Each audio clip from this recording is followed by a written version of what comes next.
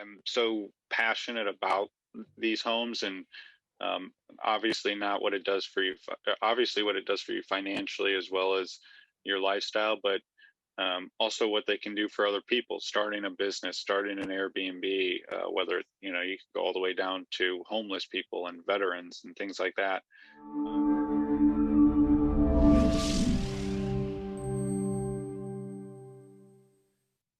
Hello, my friends. This is Dave Deniston. Welcome back to another episode of Land Stories Live. I am your host from Generation Family Properties LLC, where our goal is to help hundreds of people just like you own land.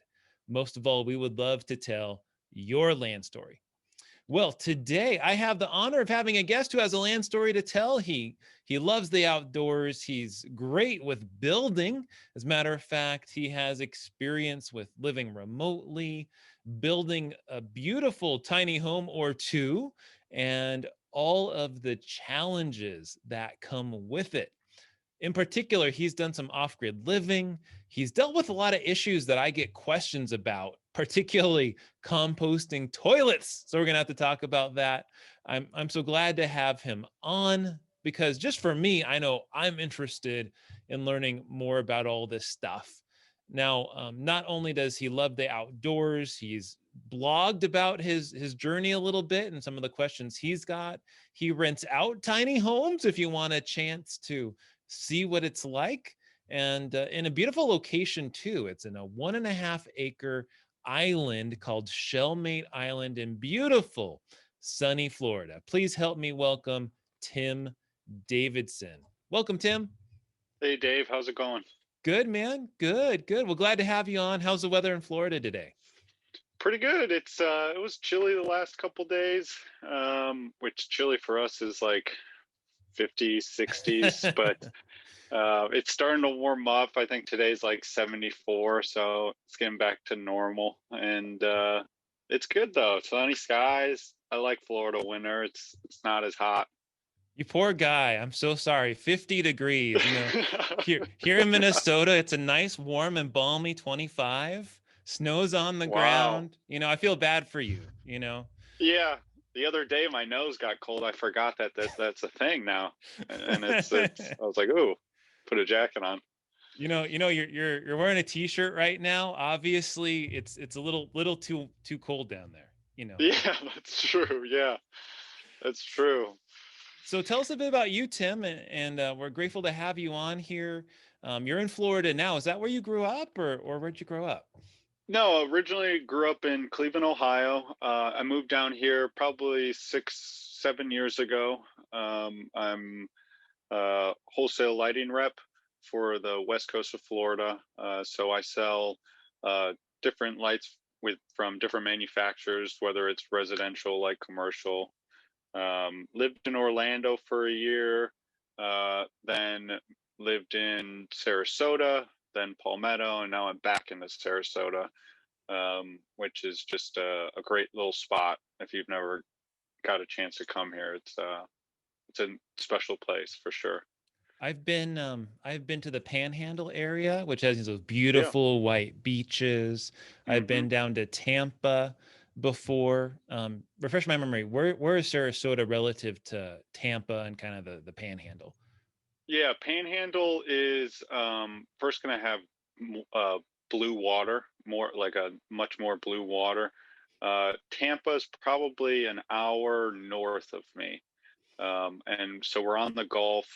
If you've ever heard of like Siesta Key, it's a real big beach, and that's in Sarasota. So I'm about an hour south, and then probably an hour north of Naples. So kind of like in the middle of the west coast of Florida, which is nice.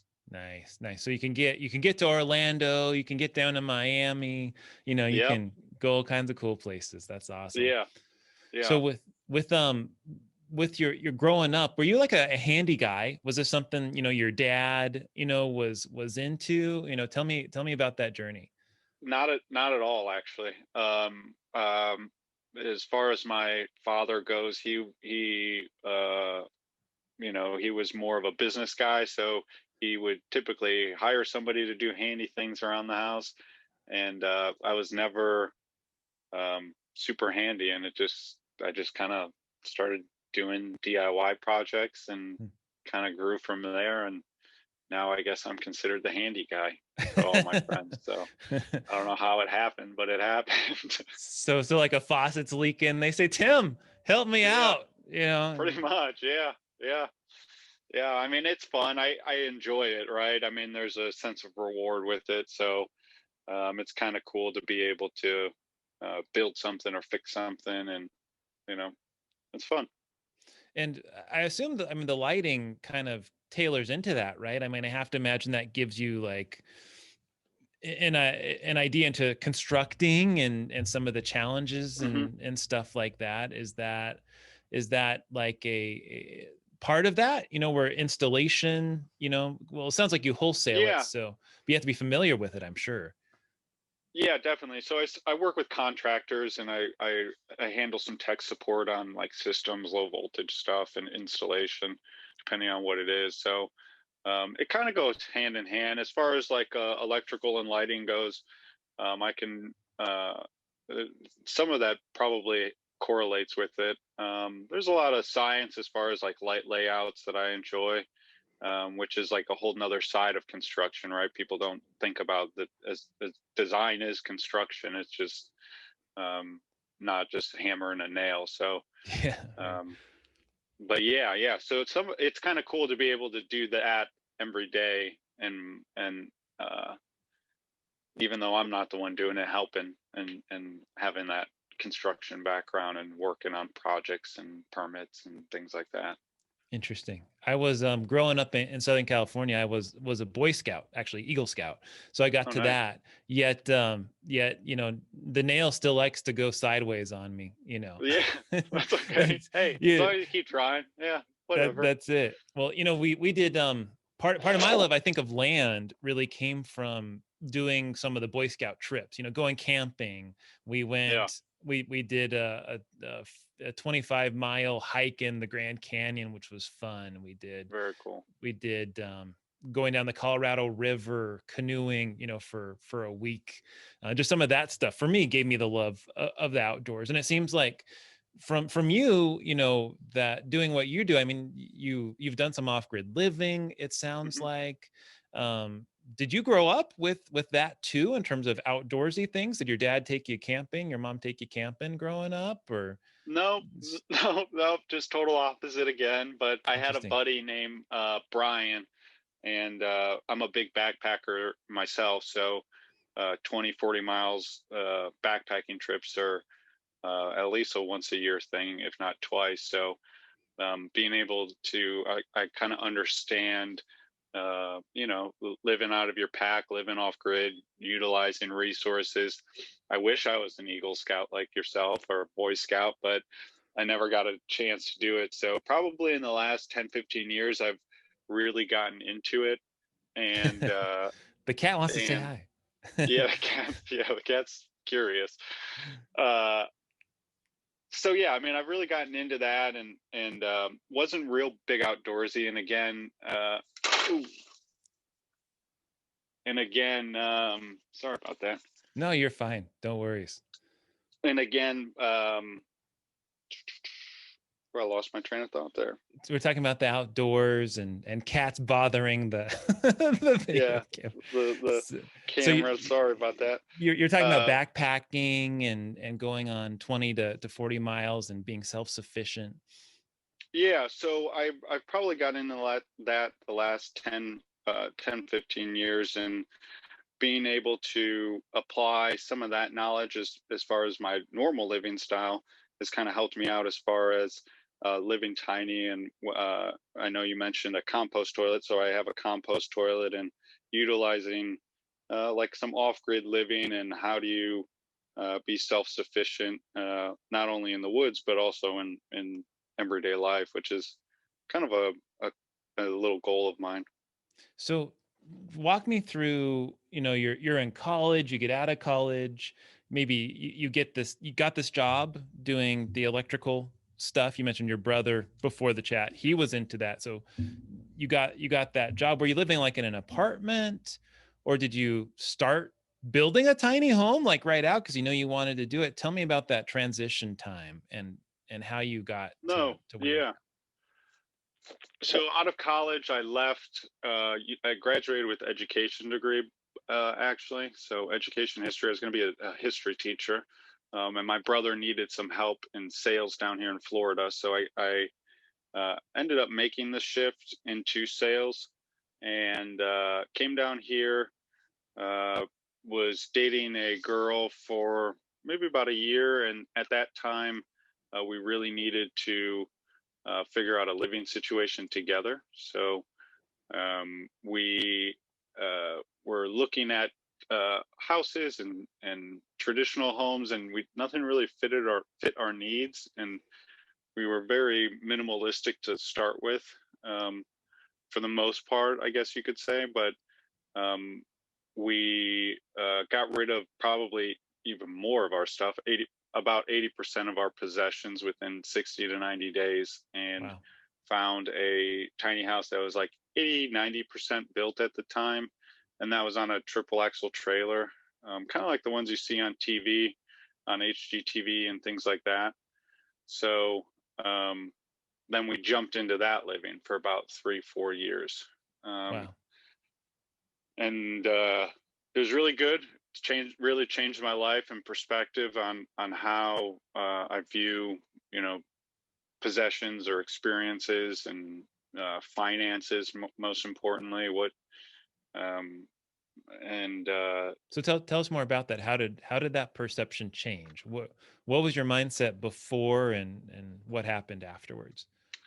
Yeah, I guess I never thought about a home and the financial burden that it can play on uh, people's everyday life. Whether it's I get a traditional home and now I have to get a house that, um, or I get a traditional home and my mortgage is X amount, and I have to keep this job in order to do this, to pay for this home, or the maintenance of a home, or the wasted space on a home that, you know, dining rooms people use 3-4 times a year, and you're paying extra square footage for that. So just the financial aspect of a home changed my idea of uh, basically that that aspect of life. As far as like materialistic possessions, just consumerism in general, I think uh, there's a lot of people. If it's on sale, they got to buy it, or if they think they need something which they really don't, or instead of getting one thing with multiple purposes, they get two separate things, or uh, going to the mall every weekend just to get new clothes or something. So when your house shrinks, you really have to be mindful of what you bring into your home as well as what you buy. And not only did it force me to look at my purchases, my everyday purchases, or most importantly, my impulse purchases. Um, and what that does is it cuts out a lot of the unnecessary stuff in order for you to focus on spending that money elsewhere, whether it's to experiences or seeing family, or um, realizing, I don't need 6 pairs of jeans. I can only wear so many during during the week. Yeah, yeah. Uh, so I think the financial aspect of tiny living and minimalism has drastically changed those perspectives long term. So would you say that you bought that tiny home, you got rid of a bunch of stuff, and now you really kind of, did you feel cleansed almost, from that, or relieved, or a weight off your shoulders? How would you say you felt after getting rid of a bunch of stuff? Yeah, it was addicting. Uh, really, I mean, like, have you ever like cleaned out your closet of like old shirts, or like cleaned out the Sure. garage and just of useless stuff? Yeah, it's like that, but just do it for your whole life. And so Wow. it felt that exact feeling just over and over again until it got to a point where, there's not much. I mean, I guess there's always more I can get rid of, but it was very, very addicting for sure. and to be honest with you, if you ask me like, what did I get rid of? I couldn't really tell you. Yeah, it just, Hmm. I mean, I know I got rid of like shirts and things like that, but like, couldn't tell you what shirts, right? So you almost forget about it. And yeah, it felt good. It just felt less cluttery in my head. Um, and you know where everything's at now too, which is kind of nice. That's awesome. That's awesome. So you're with your girlfriend, you're in this tiny home, and you said over like 3 or 4 years. Were you Mhm. moving from place to place? Did you buy some land? Were you, tell us about where you went and how that went for you. Yeah. So um, uh, originally, I we moved on a campground, and it was kind of like an RV campground park. And we would travel with the tiny house to different tiny house festivals. So there's festivals throughout the United States that other tiny houses all kind of congregate to, and everyone kind of like looks at their houses, or they try and sell tiny houses there. So we would travel to that just to show people our lifestyle, because it's easy to watch them on TV, but it's harder to picture actually living in one. So you could kind of really see people's face light up and be like, "Oh, this is actually practical," or they're not as, I mean, they're small. I get that, but they're not as small as you think they are, right? I mean, it's doable. So we would travel for festivals mainly, but overall, we would stay at that campground in order to save some money up for um, what I purchased, the this property, Shellmate Island in Sarasota, Florida. So So I have you're to I imagine was you had to have some crazy neighbors sometimes. You got to tell me a oh neighbor yeah, story. yeah. I mean, well, especially being the tiny house, we were one of the few. If we were at one point the only tiny house there, where people would, you know, were cooking dinner or something, people would knock on our door and be like, "Hey, can we look at your tiny house?" And it got kind of annoying, where I'd be like, "Sure, now let me go look at yours." And they're like, "Oh, well, my place is a mess." And it's like, well, you can't just knock on my door, like you got to show me yours if I'm going to show you mine. So like it wasn't anything crazy, but just more of like people's curiosity, right? of Huh. of the of the movement. And So, let's see. Oh, you're frozen on me. Um, Tim should be back with us in just a second. I'll just keep talking for a little bit. Um, well, he might have to reconnect. I'm not sure. One of the things that but oh, there he is. are you there? I am here. Your screen is frozen right this second, Tim. You're I got you on audio though. okay. Well, we'll just keep going. So, um, oh, he left us. All right. So we'll just keep rolling here for a little bit. Well, oh, maybe he's back. There he is. All right. Hey. So, you got cut off as you were talking about people were seeing your home. It was getting annoying. Um, was Yeah. did you feel like you didn't have privacy in a lot of ways? At the campground. Yeah, Kind of a thing. totally. Yeah, and that was one of the main sticking points of buying land was, um, you couldn't work on any kind of project with somebody, especially me being so young. I'm 30 years old, and there's a lot of old people in at campgrounds and RV parks where if I'm doing a project or working on the truck or something, they got a better way of doing it, and kind of thing. So it's like, and I appreciated it sometimes, but I don't just got to figure it out for myself. So that was definitely one of the selling points of getting my own land, is my own privacy. And I think I probably went a little extreme with an island, but it's nice not having neighbors or um, anybody poking at me. Yeah. All right. Well, just being looked at all the time. I'm sure you're wondering, is someone listening? Kind of a Right. thing. And um, uh, tell me about the costs, when you were doing that transition time period, because I generally think of camping or campgrounds as being super cheap. Was it Mhm.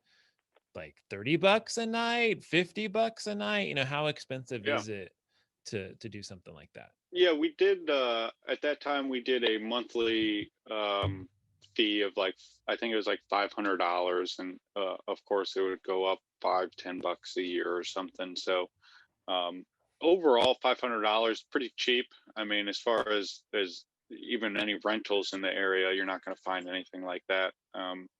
So that included water. Electric was not included, but with the tiny house, I think my electric bill was like $20 a month or something. Mm. So it wasn't terrible. Did you have Um, solar at that time? I did not. No, I actually don't have solar today either. I'm in the process of figuring all that out.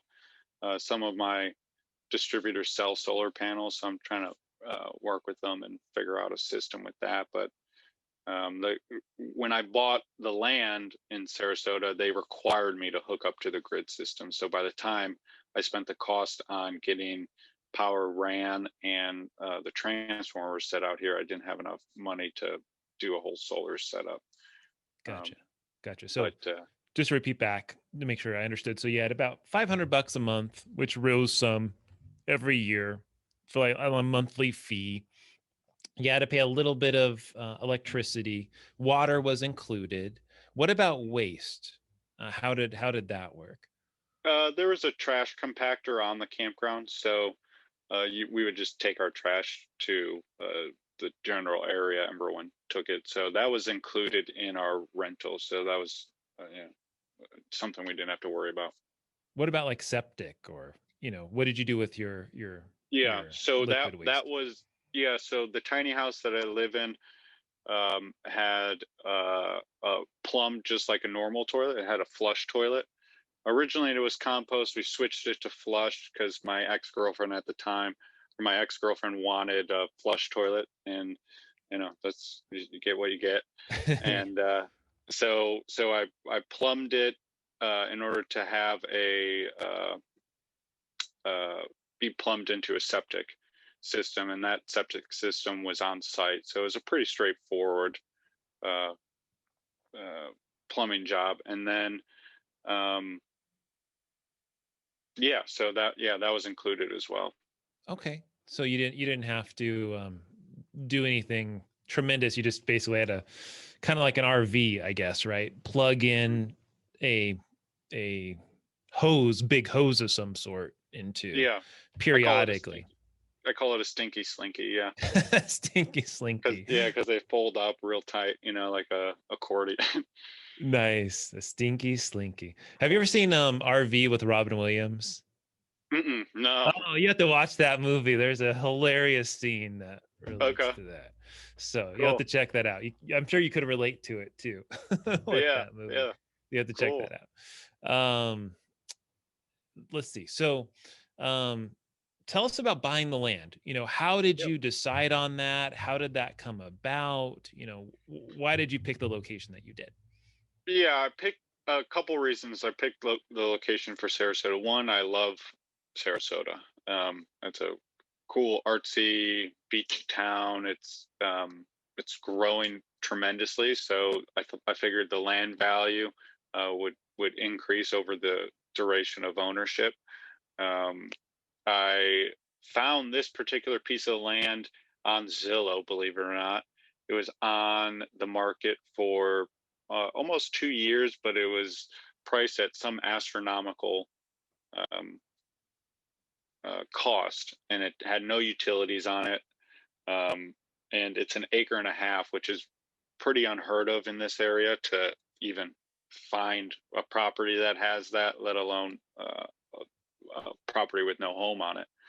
Um, So I took a look at the property and did some rough calculations, and believe it or not, the original owners lived to the right of this property. Hmm. And I just knocked on their door and told them I want to buy it, and kind of negotiated a price with them, and then worked through a realtor to figure out, all the paperwork that goes involved. So, yeah, I mean, I really, I pretty open about it. I bought it for $200,000, and I had to bring in utilities, and that cost probably another 80, um, and could For have the been a little. utilities, 80,000.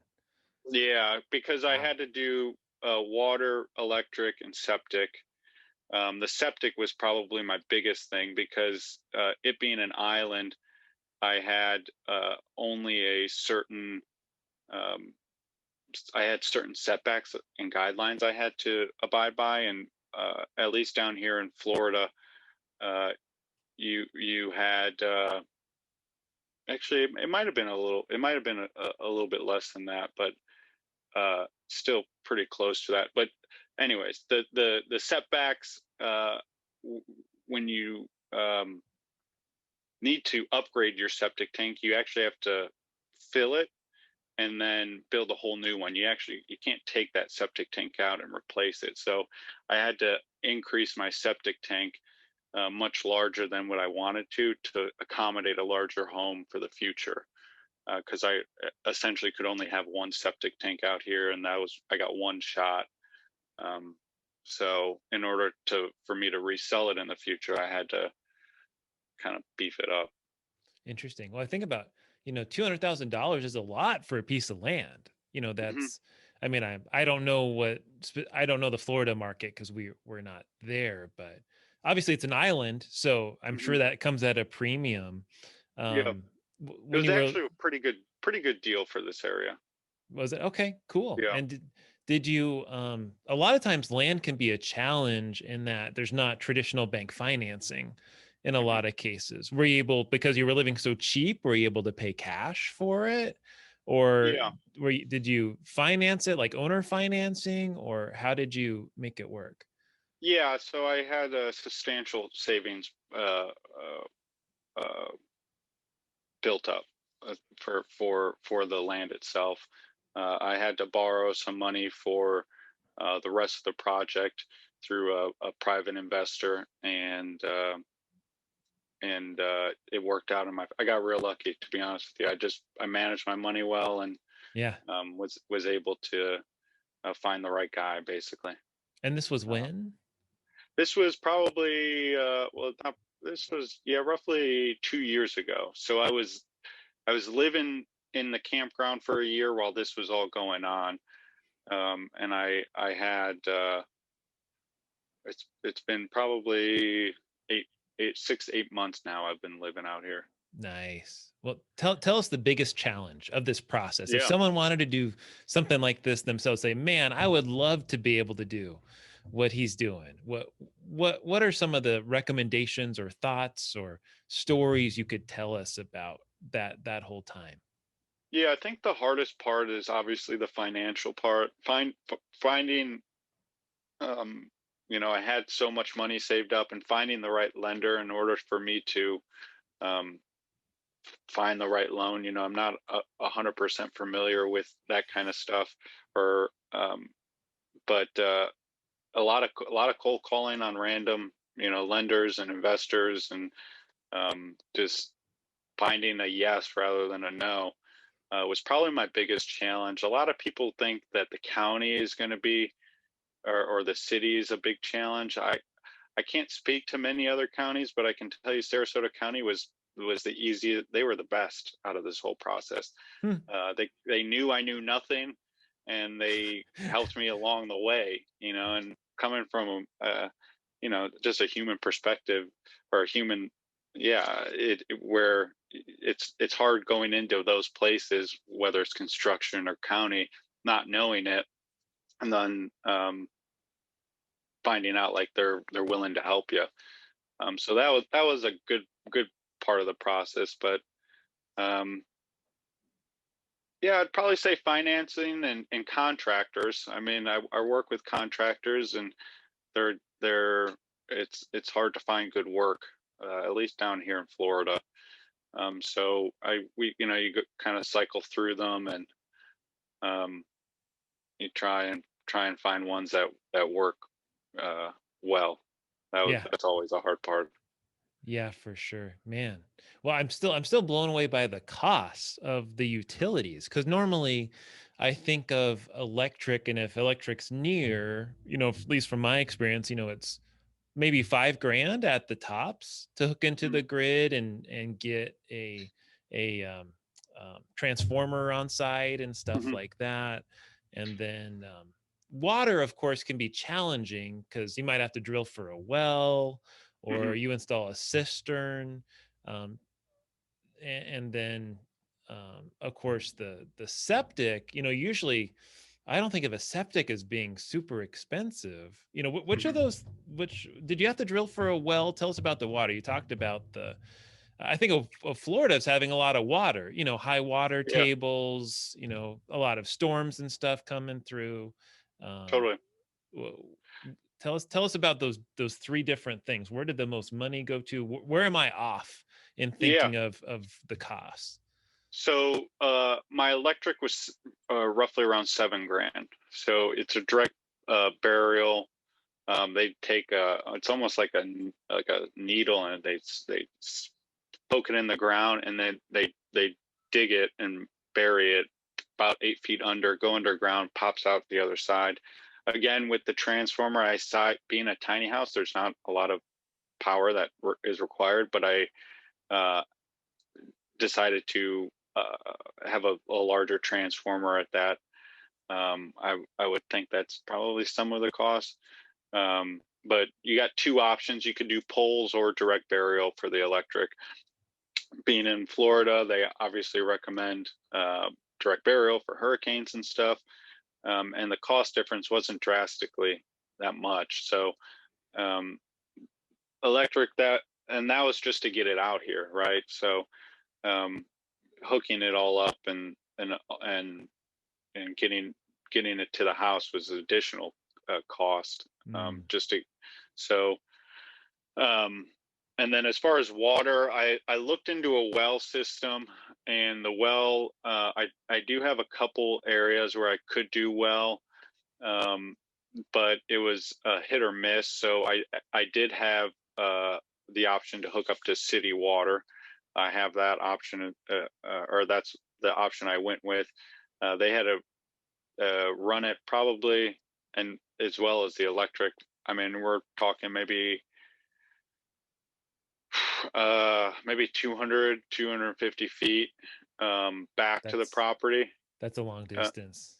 yeah, and on top of the water, I had to get engineers involved in order to make sure that my neighbor's water pressure with that distance wasn't going to fluctuate. Um, uh, so there was additional costs with that as well. Um, as far as the system I have now, the system now is capable of a single story. If someone was to build a second story up here, I'd have to add a pump, which would be another additional cost, probably a couple $1,000 at most. The water, I that's the one that I'm not 100% sure off the top of my head what I paid for that. I want to say it was close to probably around the same as the electric, just because of the distance. Um, so the septic was a huge cost then. So let's just say or each the of those things were 10 grand. mhm. There's 20K, so like 60K for septic to get that. Yeah, yeah, it might have been closer to 50, but Wow. I mean we're pretty close with that, because again I had to hire engineers, build the whole septic, uh, uh, custom custom size septic, because of the area I had. It wasn't like a traditional square or something like that. It was some type of weird pattern. Um, and then I had to bring in with the soil sample I had. My soil wasn't good, so I had to Uh, I had to bring in a couple truckloads of different dirt in order for the septic to work. And then it being an upsize, it was um, yeah, it was a lot of money. Yeah. that's amazing. Jeez. I guess I guess there's some alternative systems and stuff like that I hear sometimes people have to use, we have had properties in Otero County, New Mexico, and in New Mexico, if you have anything below 3/4 of an acre, you can only do some alternative systems. If you have over 3/4 of an acre, you can do anything you want. So it's, I think it gets into some really spendy stuff. Maybe not as expensive as you did, but that's pretty unusual. Wow, that's Yeah. interesting. Huh. Yeah, and I've heard some of those alternatives like a gravity. I think there's like a gravity septic system my neighbor was talking about, because I was running into what were my options. Huh. Well, you made it, and I'm sure, I mean, real estate values have skyrocketed the last Hmm. couple of years, so you got to have a lot of equity in this bad boy now. Yeah, yeah, it feels good. Yeah, I mean, Sarasota County is growing drastically, like I said, so I'm not worried about the investment side of it. And so you had one tiny home, and then you built the second one. So you didn't Correct. have enough. You said, "Let me Yeah, go for this again." So yeah. so with the current one, did you put it on a foundation? Because you had a tiny house on wheels for a long time. Hmm. So did you put it on a Hmm. foundation? Did you keep it on wheels? And tell us about that time period. Yeah, so the one on wheels is technically still on wheels. I mean, it's on blocks, so they consider that a foundation. Oh, And then really? yeah, yeah, and if you go to Bradenton, which is north of us, they consider you could do the same thing, but you'd have to take the axles off, and then it would be considered unfounded. So like Embry, I mean, you could hop, skip, and step, and Ember is going to be a little different, Huh. which is pretty wild. But that's where the county helped me on figuring it all out, and asking those questions that seem dumb just to get the answer is probably something I would suggest. Um, but the second one is built on a mono slab, so it's a traditional style foundation home. Um, which is 320 square feet, and it's an octagon, which really helps utilize the space as well as aerodynamics for like hurricanes and things like that. So tell us, why did you do it? Why do the second one?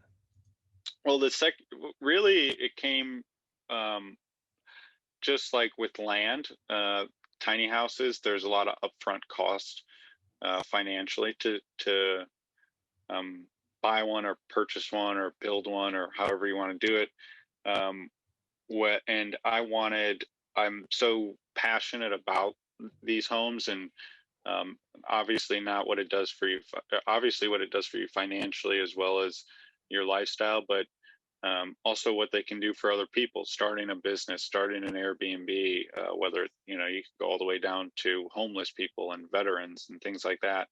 But that being said, there's so much upfront cost. A lot of people um, are scared to put that cost up and then find out, hey, I don't like it, or it's too small, or so I really wanted to have an experience, one with the island as well as the tiny houses, for people to try it out before they buy it. I rented a tiny house or two before we tried, or before we bought, and just kind of stayed in there as and see what it would be like on a rainy day. Would we be claustrophobic, or do I like this or do I like that? What would I do different?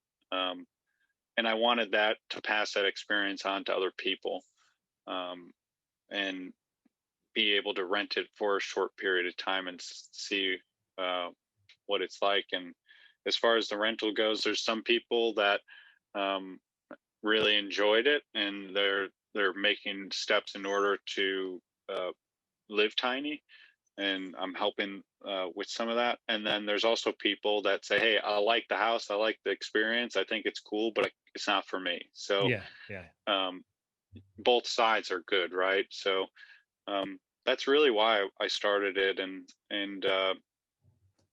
I think it's going pretty well.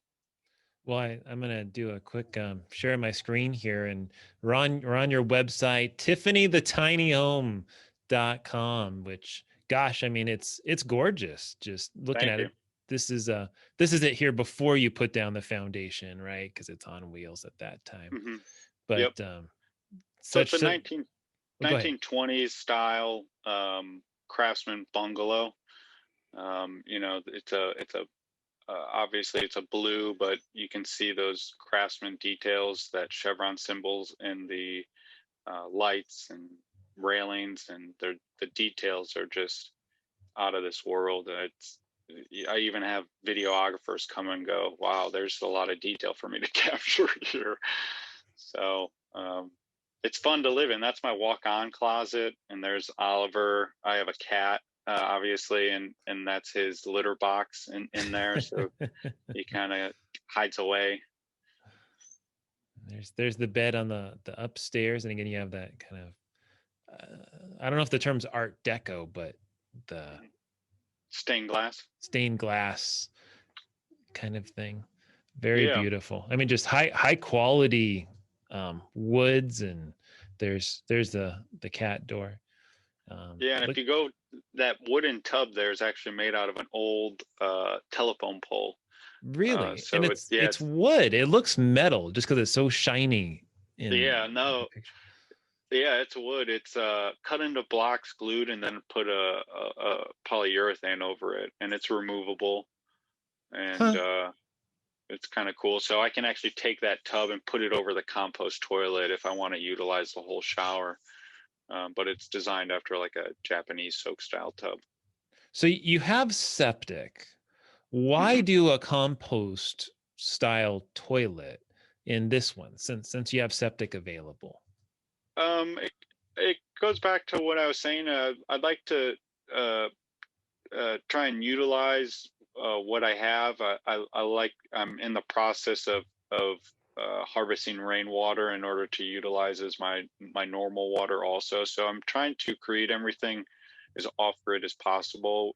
Septic, I think, is great because you get a normal flush, toilet and whatnot. But I like the idea of a compost as being self-sustainable, being able to utilize that compost and whether it's lawn care or things like that.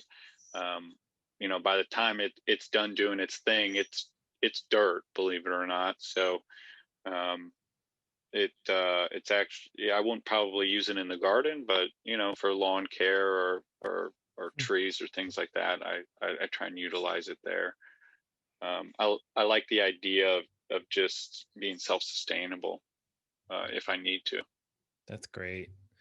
Well, I'm sure it's been a challenge putting all this together, and obviously people can stay in there. I have the website up here, Tiffany, the tiny home. Hmm. So she has a name, Tiffany, Yeah. where you can certainly book here. He has a lot of information. There's some cool blog post here about 20 frequently asked questions about composting toilets, which we're not going to go through, but we kind of addressed a little bit. So really well written. Lots of cool pictures here too, just talking about composting that everyone should check out. You talk about minimalism here. So I think there's just some really neat stuff you have available, Tim. Well done, sir. Yeah. Thank you. Appreciate it. Yeah, it's a experience, and I'm always uh, looking to answer questions for people and curiosity, and I love answering any kind of questions. Well, I guess as we look forward for you, of course we buy and sell land here is what we do. I would say Mhm. outside of Florida, if you were to buy land, where would you be interested in buying land? Oh, that's a great question, and something I'm constantly thinking of. I would go towards mountains. Being a backpacker, I like the mountains. I would probably look. Uh, I love Asheville. I know Asheville's kind of blown. It's been blown up, but I do love Asheville. Tennessee is probably where my heart is, so I'd probably look in Tennessee. I Nice. love Tennessee. Maybe even North Georgia. North Georgia has some beautiful stuff.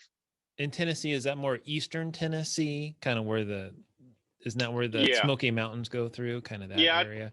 I'd probably go like a little like southeast of that, maybe. But you could do. My one buddy raves about Knoxville, Tennessee, Mm, so that might be a cool spot. nice. I love it. Do you have aspirations? It sounds like you're dreaming about it a little bit. Do you want to Yeah, kind of do this again, buy another piece of land, put a tiny home on there, yeah. rent it I out? mean, I'd love to own like a whole mountain, right? Like that would be crazy. I got a mountain, I got an Yeah. island, and that would be cool. But I mean, that's a far-fetched dream. But you never know, right? Yeah, I would love to do this. The cool part about the tiny house on wheels is, if I do buy a mountain home or mountain property, I can just haul that up there, and I already have a dwelling unit, depending on what they allow up there. So the flexibility of that tiny house is, again, another benefit of that, as far as having multiple properties. Yeah, for sure. Well, gosh, we're recording this. I think this episode's coming out in almost a month, but we're recording this on December 30th, 2020. So we're almost done with 2020. And Heck and yeah. I think I would be remiss if I didn't reflect on that a little bit with you, just Mhm. in how COVID has impacted you and doing the tiny homes, or how has it changed your perspective and you personally, this year being as crazy as it has been? Yeah. I might be an oddball because 2020 was a pretty good year for me for the most part. Um, I was able to start this rental business. I was able to live on the land that I've been, building up. There's some hiccups as far as jobs and numbers for sales and things, but um, 2020 has been pretty good for me. I think the perspective change for me. Um, I think diversifying my portfolio is a huge thing. I think that's probably a common thing for a lot of people during this, and being able to have different eggs in your basket, and um, also, if something does go wrong, I've come to realize it's going to be fine. Like where I'm the type of guy before this where it's like hustle, hustle, hustle, grind, grind, grind. And it's like, Yeah. well, maybe if I, just ease back a little bit, I'll still be okay. Right. Yeah. Well, I don't know about you, but it's really brought back for me, just how short life is, and just I was telling you beforehand, we just had my parents over for Christmas, which was the first time in over a year, maybe year and a half, that the whole family had seen my folks. Not intentionally, that's just kind of the way it worked out. And I just think about time with them. They're in their mid 70s, and who knows how long they're going to be with us. And I'm so grateful they didn't catch COVID or anything bad. But life is short. You gotta go for Totally. it. Be responsible. But go for it and grab your dreams. I think is kind of one of my main lessons of this year. Yeah. So Man, my dad says showing up is half the work. So, yeah, that's all that's, you just show up and you can probably achieve a lot more than you realize. that's it. That's great advice. Any final thoughts, Tim? We're running out of our time together. You want to share with us, or resources, or anything that you want to give to us as we finish today? No, I mean, I'm on social media, websites, Tiffany the Tiny Home. Again, I'd be happy to answer anybody's questions. Obviously, if you would like to try tiny houses and rent one, I'd love to host you and explain more of the process in detail when you're here, and just hope everyone's doing well. All right. Well, thank you so much, Tim. Appreciate your time, sir. It's been fun. And of course, everybody make sure to check him out. Again, the website is tiffanythetinyhome.com, just like it sounds. Well, that wraps up the episode for today. Make sure to tune in every episode. We would, of course, greatly appreciate a review wherever you are watching or listening to this. If you have a question about land, please send them to me. Contact, CONTACT, at genfamproperties.com, or you can find us right on Facebook and submitting there. Thank you so much for tuning into Land Stories with me, your host, Dave Deniston, and our special guest, Tim Davidson. Thank you so much, everyone. And we'll look forward to talking to you soon. Take care. Bye-bye.